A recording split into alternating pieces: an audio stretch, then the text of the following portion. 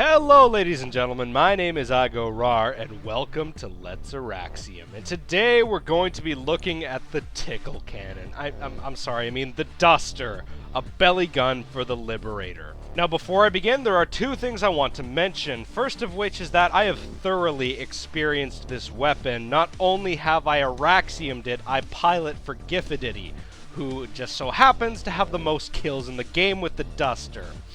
And because I like having my ego stroked, I'm also going to mention I'm the fifth person to complete the Liberator directive, so yay! Second thing about this weapon that I want to mention is that this weapon is by far the most complicated weapon I have ever reviewed. There is so much to it, and seriously, if I wanted to, I can make a 2-hour video on this weapon.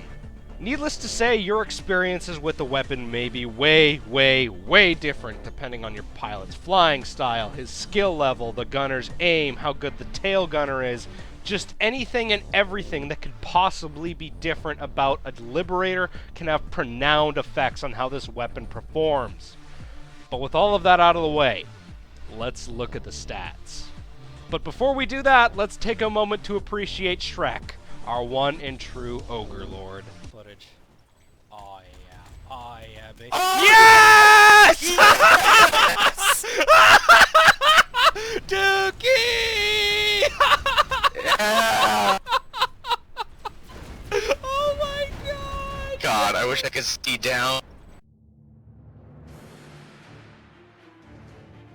Starting off with a fire rate of 180 rounds a minute, a damage model of 900 direct damage with 500 splash damage up to 2 meters, dropping off to 1 damage at 6 meters.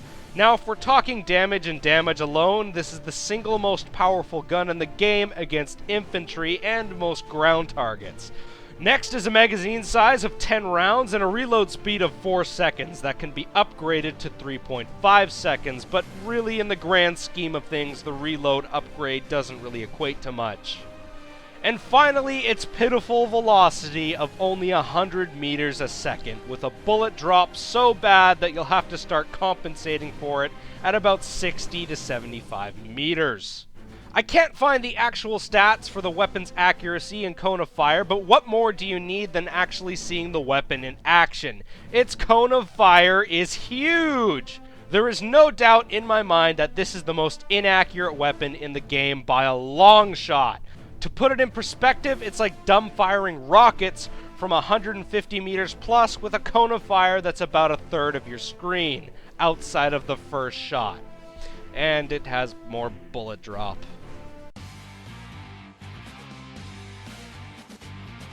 So that brings us to our final question. Is this gun worth your time? And I gotta be honest, I have no idea. Sometimes when I Auraxium a weapon, I flip-flop on my opinion of it after I get the hang of it or try it under different circumstances, but I've never flip-flopped between a weapon thinking so many different times that it's garbage, that it's gold, that it's good, that it's bad. It literally is the weaponized equivalent of Denny's. So let's talk about the issues with the weapon. When it comes down to it, the duster is a fine balancing act between tons of damage and little opportunity to ever put that damage into your enemies. To put it in perspective, I've made a chart just to give you an idea of how inaccurate the weapon is.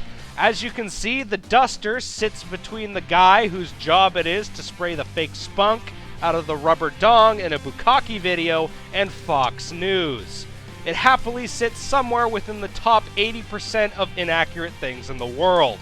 But where there is the potential for this type of damage, there will always be a handful of players out there trying to figure out how to unleash it. And after swapping pilots, gunners, loadouts, crews, I can honestly say it is possible to nail down this weapon after a ton of experience among the gunners, among the crew, and a pilot with an insane flying style just like myself.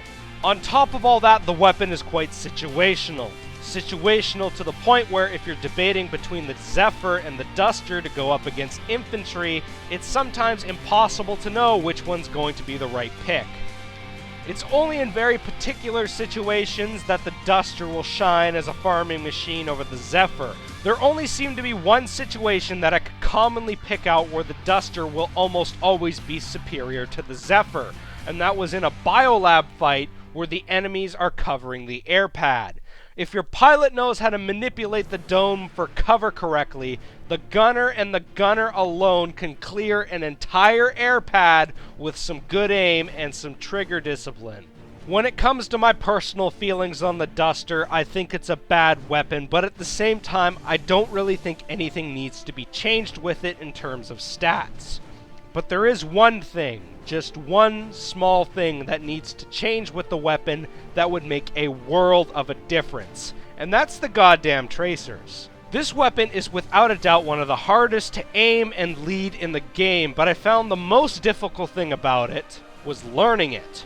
As you can see on my end, the tracers for my shots are tiny and extremely easy to lose in a crowd. I played around with my graphic settings to see if I can make them brighter or stand out more, and I found there were a few settings where they stood out a little better, but they were never clear enough. This is my issue with the weapon. I'm capable of learning the weapon. I know I can learn it over time and overcome its poor accuracy.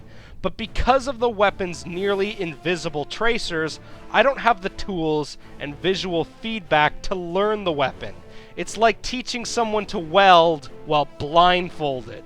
If they were to change it so that I could see my shots more clearly, and if my shots would leave a small trail of smoke behind them so I could see how they dropped off from different angles and altitude, it would be a lot easier to learn the weapon. In fact, even after Auraxiuming this thing, I still don't feel really confident with the weapon. There's a lot to talk about with this weapon, and what I've talked about here today only scratches the surface of the issues and the nuances of the weapon.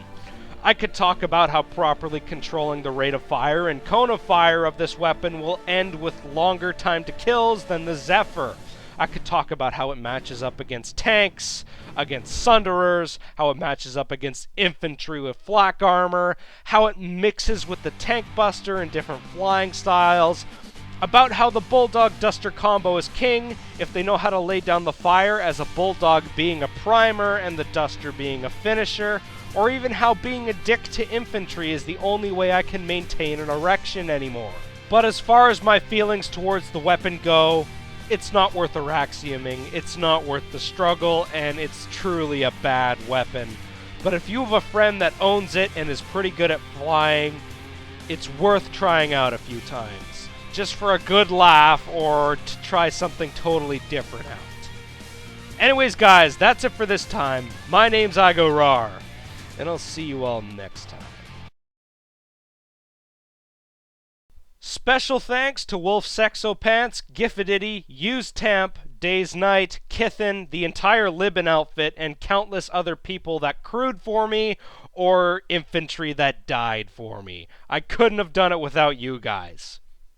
Well, I probably could have done it without Wolf Sexopants, but, you know, love you, Paco.